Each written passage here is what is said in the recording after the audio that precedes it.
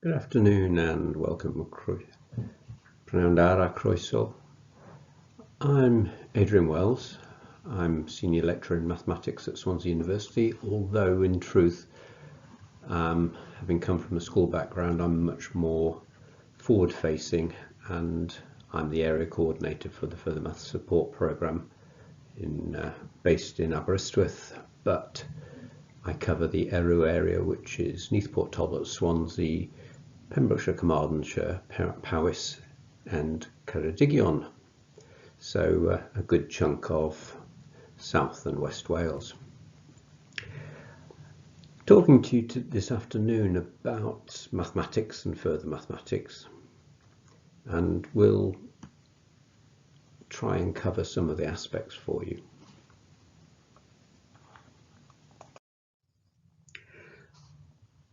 You've experienced maths since you were little children. I mean, we all know mathematics, and you've developed over the time an understanding that there's more to mathematics than just the sums that you did in school. Mathematics is perceived to be the queen of sciences. You can't do science without mathematics. You understand that we're slightly biased, along with my colleague Elian, who will do a version Gymraeg. We will try and give you some insight into some of the things you can do, but you might consider whether mathematics is an art. If you look at some of the work of Escher, for example, that is indeed mathematical art. Perspective is mathematics. Mathematics is mankind making sense of the world that surrounds it, and if you think about that, then what difference is there between mathematics and philosophy? One important area of skill in a mathematician, or somebody who is well versed in maths, is that of solving problems, an analytical skill. And that's much sought after by a variety of commercial companies and highly valued. So mathematicians are in great demand. Yet at the same time, we really need the best mathematicians to be teaching in our schools to make a maximum difference to our young people. So, it's a difficulty between what's looking at being good for the economy and what's good for the future economy. So I've got a little problem for you here, and in the best of all possible worlds, if you are able to stop this video, read it, think it out, and then go about it.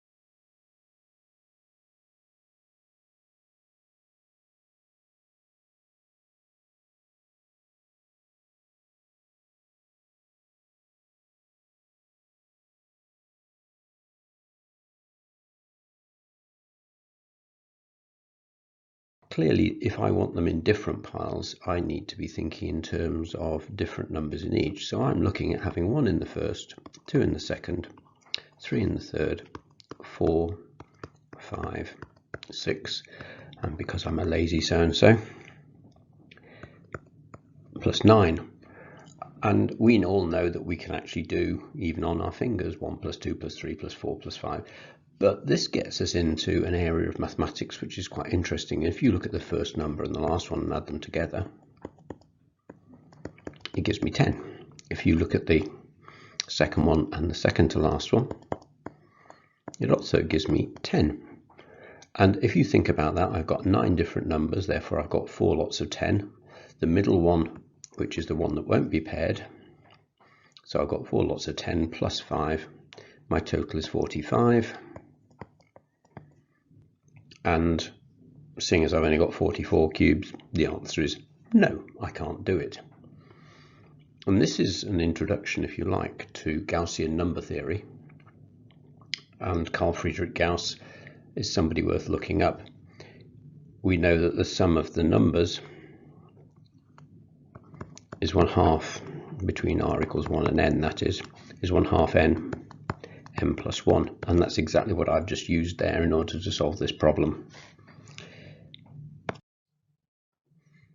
Again, a bit of Euclidean geometry. Euclid propounded these axioms and theorems, prepositions or propositions years and years and years ago.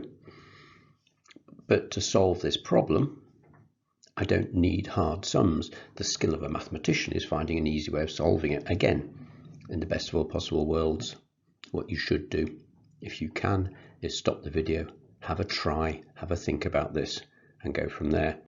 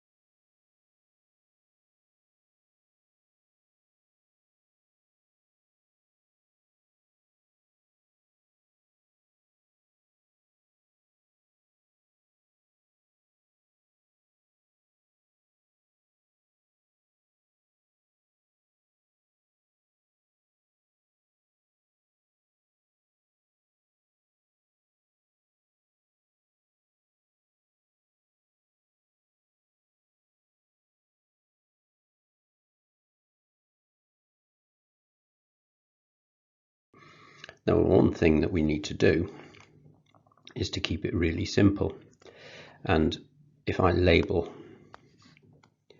using a right-hand convention, going around clockwise, I'm left-handed, but that's neither here nor there. And O is my center. And all I've got to do here is consider that these are radii. So therefore I've got two isosceles triangles. Now I don't know that the angles are the same, therefore I can call this one alpha. That one would have to also be alpha. And therefore, because it is propounded that the angle sum of a triangle is 180, and the reason we use 180 and 360 is because they're pretty numbers. If I use this one as being beta, that one would also have to be beta, and therefore this is 180 minus 2 lots of beta, and therefore the angle at the center there, which would be 360, is going to have to be 360 minus 180 minus 2 alpha minus 180 minus 2 beta, which of course we can see straight away is going to turn out to be 2 alpha plus 2 beta. He says writing something different, which is twice the angle at the circumference, because the angle at the circumference is alpha and beta. Think simple. Do keep it simple and it becomes acceptable to do. Now, some of you may already be studying AS Further Maths. Some of you may be thinking to do further mathematics. Some of you may only be doing A-level mathematics. The reality is, if you want to do a heavily mathematical subject, a STEM subject at one of the top universities, you need to consider at least an AS in further mathematics, if not an A-level in further mathematics. It may come as a bit of a surprise to you, and I'll talk a bit later about the entrance examinations, but Cambridge have recently ditched their Step 1 paper, which is an entrance examination taken in the 6th term of year 13, because they're saying in no uncertain terms here that if you want to do a mathematical based subject at Cambridge University, a single A level in mathematics is not enough. You do need to be considering doing a double A level in mathematics. because step 2 is for those doing A-level maths and AS further, and step 3 is for those doing AS or A-level maths and further maths, so double A-level. And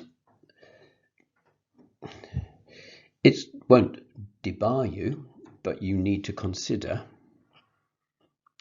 if you're not already doing AS further maths, can you get onto a course? Does your school offer AS further maths? If you want to go to one of the top universities, and let's be honest, the top commercial companies will go to these top universities first of all: Oxford, Cambridge, Warwick, St Andrews, Durham, and I could list them. But there are a whole bunch of different places. So you need to look to see that. Do approach us, because we offer tuition if your school can't. Where and what can I study? Well, mathematics is, you can do different things in mathematics. Typically, I actually did sports sciences and mathematics, and I'm by inclination more inclined to pure mathematics, but I can also turn my hand to mechanics and statistics simply by applying it. So, it is more of a case of where would you like to go, and does that centre offer you the range of mathematics or mathematically related subjects that interests you. As I mentioned earlier, some of the top universities, and you do well to look at those. Mathematical research takes tremendous amounts of different forms. You've seen some of it. Those of you watching the current unfolding pandemic will be aware of mathematical models that are used to show lay people excess deaths, if you like. That's a very simple, simplistic, if you like, moving average mathematical model. The 7-day moving averages that they show on death rates and things like that. But then disease spread, epidemiology, heavily involved in mathematical research. My own areas of research are those related to education, and so I'm currently, or have been, running an action research project which is looking at embedding GeoGebra into mathematical teaching to make the mathematics more relevant to the way in which pupils perceive it, rather than it being an abstract concept. So research, all sorts of different things. I did say that I would mention admissions tests, and many of the admissions tests, not all of them, are through the medium of English. And so there are a whole raft of these ones. MAT is Maths Aptitude Test, PAT, Physics, STEP I've mentioned earlier, which is 6th term entry papers. BMAT is the British Medical Assessment Test. 2MAT is the test of mathematics for university admission. And there's all sorts of different things, but it doesn't involve hard mathematics. If you look at f of x is equal to x squared minus 5x plus 7, being bright, intelligent young human beings, you can see that's a quadratic. Therefore, you know that it is symmetric about a value. And if I'm really lucky, and you've already looked at completing the square, if I deal with x squared minus 5x plus 7, I know that that could be rewritten as x minus 5 over 2 or 2.5, whichever you prefer, all squared plus 7 minus 5 over 2 all squared. And of course 5 over 2 all squared is 25 over 4. And that means that it is x minus 5 over 2 all squared plus 3 over 4, which tells me that my particular curve that I'm dealing with is symmetric about 5 over 2 and has a least point at 3/4. Now this bit, you know from GCSE, it is a translation to 0. So therefore my least point of my curve will translate from 5 over 2 3/4 by a factor of 2. So it'll go to x plus 2 and y will stay the same. So therefore my answer here is 9 over 2 3/4. You don't have to do hard sums to do quite interesting pieces of mathematics. That's worth 4 marks on a mat paper. Now I've got a number of other questions which I'm just going to flick through and you can actually try them in your own time. Different sort of question. Think it through. Doesn't require hard mathematics. Again, only 4 marks. These are questions from an Aberystwyth scholarship paper.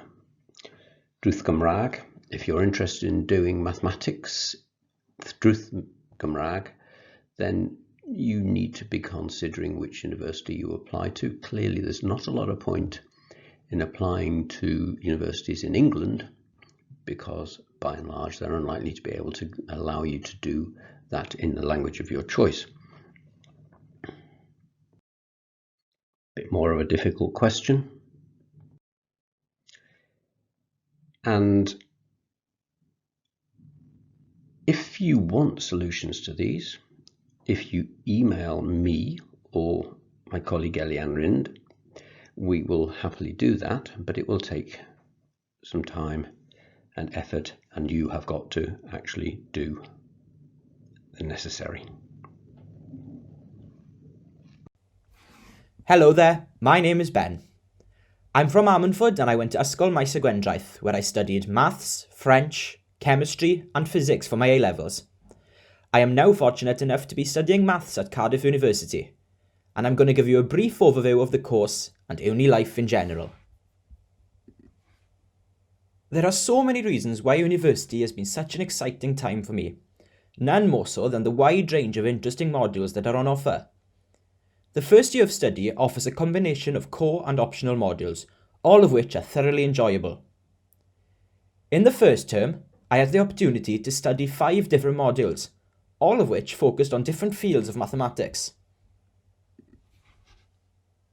My favourite module, Introduction to Probability Theory, focused on the many different theorems and techniques used to calculate the chance of something happening. We started with basic examples, like calculating the odds of rolling a 5 on the dice, and then went on to more tricky examples, like calculating the odds of 2 members of the classroom having the same birthday. I also really enjoyed the Foundations of Mathematics 1 module. This module, while tricky at times, introduced me to a load of theorems and notations, which have been extremely useful in the rest of my modules, and it taught me techniques which I'm still using in my second year of study. In the second term, we studied Computing for Mathematics, which was not something I was expecting to be studying. However, it was very enjoyable. We learned the basics of the programming language Python, which might sound daunting to some of you, but believe me, it's not just a bunch of numbers scattered across the screen like in the Matrix movies, but actually much more intuitive than you'd think, and learning about the potential uses of coding in mathematics was a real eye-opener. Due to my fascination with applied mathematics, choosing classical mechanics as one of my optional modules was a no-brainer. While difficult, this is probably one of the most enjoyable modules I've studied so far. In this module, you are taught in depth the mathematics of the real-life world, from bouncing tennis balls to gravitational forces on the International Space Station. This module was excellent, and for those of you who enjoy hands-on learning, the lecturer would often invite us to take part in demonstrations in front of the class if we wished.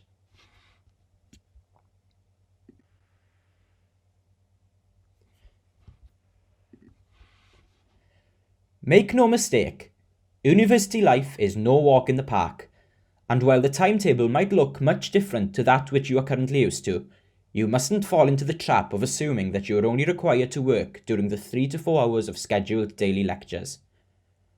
Most modules will give you some exercises or reading work to do in between lectures, and it's imperative that you do this to ensure that you are best prepared for the following lectures.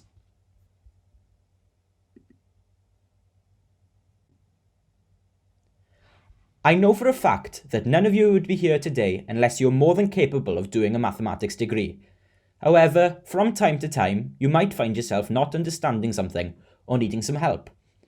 Fortunately, each module has a scheduled tutorial session every other week, where you can raise any questions or issues which you might have, and the tutors will go through them with you. These tutorial groups are much smaller than the lectures, which is great because you'll get a much more personal teaching experience. The majority of the assessments are exam-based, and these will occur twice a year, one set in January and one set in June. However, some modules will offer different forms of assessment. The Fundamentals of University Life and Beyond module required us to record a group presentation on a topic of mathematics of our choice, which was very enjoyable, because not only did it give us an opportunity to develop our communication skills, but it also helped introduce me to some other math students, which is an aspect of university which can be difficult for some people. The second part of this module required us to produce a review of a piece of mathematics from the last 10 years. This was my favourite part of the whole year, as we were given the freedom to choose any piece we wanted. I'm an avid football fan, so I wrote a review of a piece which focused on different algorithms used by some people in sports betting for trying to predict the outcome of matches, which was really interesting. Our computing module also assessed us by asking us to reproduce a piece of coding as well, which was really fun. The thing I'd say that I enjoy most about the course is the different perspective I've been given towards some aspects of mathematics. Throughout school and sixth form, applied mathematics was always my favourite, and to be honest, I wasn't the biggest fan of pure mathematics. However, since going to university and studying the core of pure mathematics in such detail, I have come to realise the beauty of different theorems, and while some proofs can be tedious at times, I have come to appreciate their importance, and I get a great sense of achievement when I remember some of the longer proofs without referring to the notes.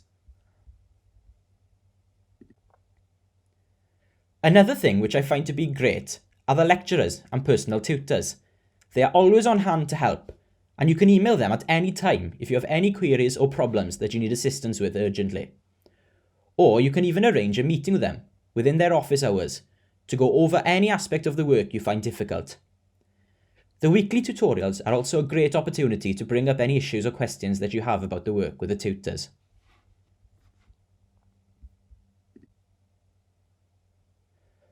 Maths is such an amazing subject because it opens doors to a wide range of careers. You could become a programmer, designing the next best-selling video games. If banking is your passion, why not become an accountant and work for Barclays in London? If you're a super statistician, maybe government work is the thing for you. You might be a fantastic financial analyst and make your millions trading stock on the foreign exchange. Or maybe, like me, you're considering teaching, helping to produce the next generation of budding mathematicians. Well, thank you all for watching, and I hope maybe that I've convinced a few of you to consider university mathematics as the next step in your journey. I'll now hand back to the host, who will let you know the next steps. Thank you. Diolch yn fawr iawn I chi gyd.